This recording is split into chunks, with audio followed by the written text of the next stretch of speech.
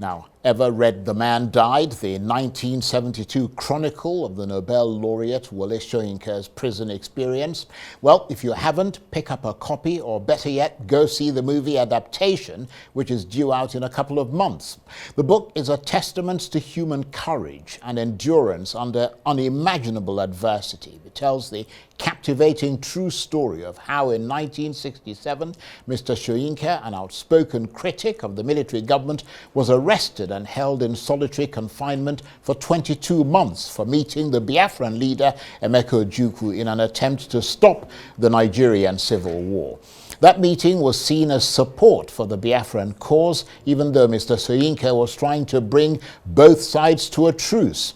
What followed was 2 years of savage humiliation and wretched misery alone in a cell, living with the knowledge that he could be executed at any moment. And it was then that in his tortured mind, he began to engage in a conversation with himself, coming to the inexorable conclusion that the man dies who keeps quiet in the face of injustice. And now that extraordinary memoir is set to be released in July as a highly anticipated feature film starring the acclaimed Nigerian international actor Wale Ojo. When was the last time you saw Ojukwu? The group that I represent, all we want for you to do is to call a halt to the fire.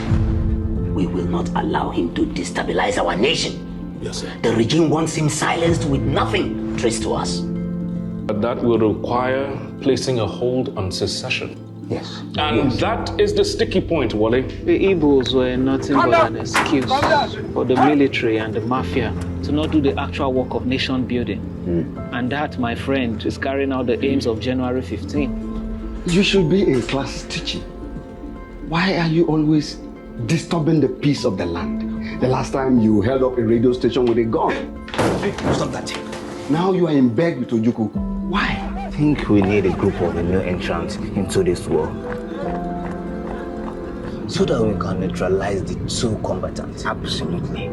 A third force that will work in terms of a compromise for the people. Wale, speak all the grammar you want, but this is not the way to go about it. So what will you have me do, Bola?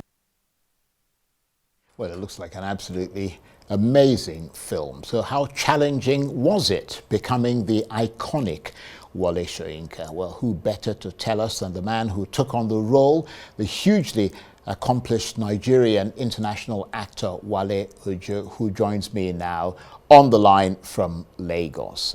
Wale, absolutely brilliant to see you. And I'm really sorry because I know there was a bit of sort of toing and froing to get you on air this evening. I apologize absolutely unreservedly for that. But I want to thank you very much indeed for taking the time to talk to us. Let's start with you telling us briefly what The Man Died, the book, is all about for those who might not know what it's about.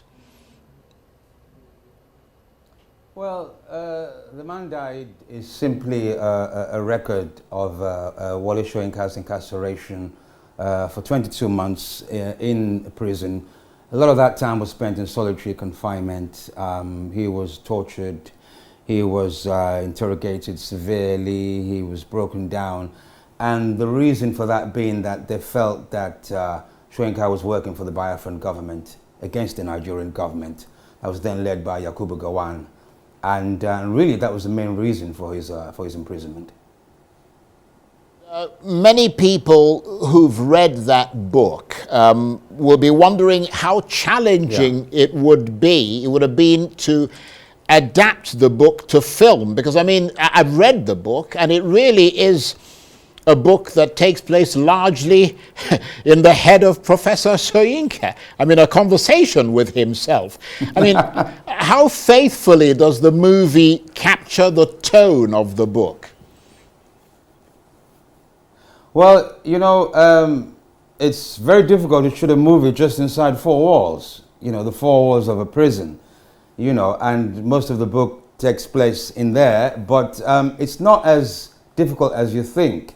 And I think it's really down to the ingenuity of the script with the producer Femi Odugbemi and the director Awam Pam, who did a brilliant job of getting the script that really shows Soyinka before the incarceration and after the incarceration. So it gives a very good light and a very strong light on actually what happens when they actually are inside the jail. Yes, you're absolutely right. It's a very claustrophobic book, but when you actually read it and you get into the mind of Wole Soyinka, you discover that he's actually talking about a lot of things that affected the country at that time within that book. And talking about getting into the great mind of Wole Soyinka, I mean, how did you prepare for the role? Well, it's, I had an interview previously today in which the interviewer asked me that how was I able to get into the mind of Wole Soyinka, and I said, well, that's impossible. I'm simply an actor, and Wole Soyinka is a great icon, and all I can do is give an impression of this great man, and what I just did was to be able to study the work. So, the mistake that an actor can easily make approaching a project like this is to think that it's a biopic of Wole Soyinka. It's not. It's taken a slice of his life from when he was mid-30, and it's that slice of life that without the Nobel laureate, without the activism that Wole Soyinka became known to be associated with, it was his life really at the very beginning, starting with the confraternity, the pirates, and then into incarceration and his decision to go all the way to Biafra to stop this war and to seek peace. And I mean, you talk about a tiny slice of his mind. Have you gained a better understanding of the man and his fidelity to activism as a result of walking in his shoes, even if for a brief moment? Absolutely. Absolutely. Let me put it slightly into context. There is a scene in the film where the torturer, which was played brilliantly by Sam Dede, comes into the prison room to attack Soyinka, and he does so by all kinds of dubious means. Offers him a cigarette and then later pins him up against the wall. And if you know Sam Dede, the actor, he's a huge man. And when that happened, I got a glimpse, because I got this sense of real fear, of what it must have been like within those prison walls. And this huge man, hooked my neck up against the wall and saying, are you working for the Biafrans? And we will break you in this prison. And at that precise moment, I got just a little glimpse of what Wole Soyinka must have been going through in that jail. And that was enough for me to try and get into the spirit of this, of that moment. That was a very specific moment for me because it felt very real. I mean, it sounds absolutely amazing and really quite extraordinary. And I expect that beyond that particular bit that you were talking about, there was also considerably more, perhaps, trauma, because he knew that they could come in, drag him out, and summarily execute him at any moment. And that must have been truly horrible. Very horrifying. And I think what saved his life really was the way that Wole Soyinka was able to associate with his fellow inmates. The way he was able to relate to them.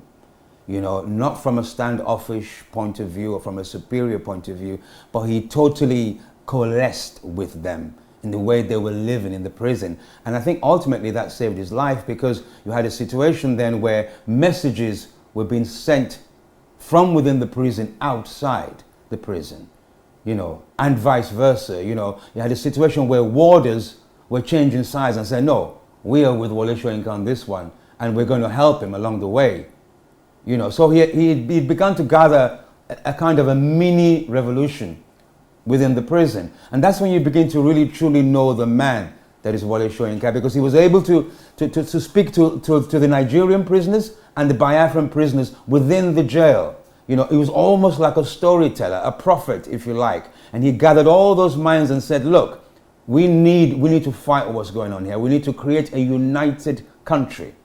Not an Igbo country, not a country for non-Igbos, but a Nigeria for everybody. You know, and so he gathered people on his side. And ultimately, that is what saved his life, because he was able to be informed that you are about to be assassinated and killed in this place. They don't want you to come out alive. Absolutely amazing. And as you were saying there, Wale, and it's just great listening to you talk about this, the book and presumably the movie adaptation, full of a very sort of potent theme about Nigerian history and that terrible war. And I wonder if there might be any deeper thinking and possibly healing that might come about as a result of this film, or is it just pure entertainment? No, it's not. I think you touched on a very, very good point. It's a healing kind of film. It's a reflective kind of film. And I think it touches on what we're talking about today, and what is the unity of this country, of different tribes, Yoruba, Igbo, you know, Efik, Ibibio, Edo. You know, it ultimately really is one man's vision of what this country can be.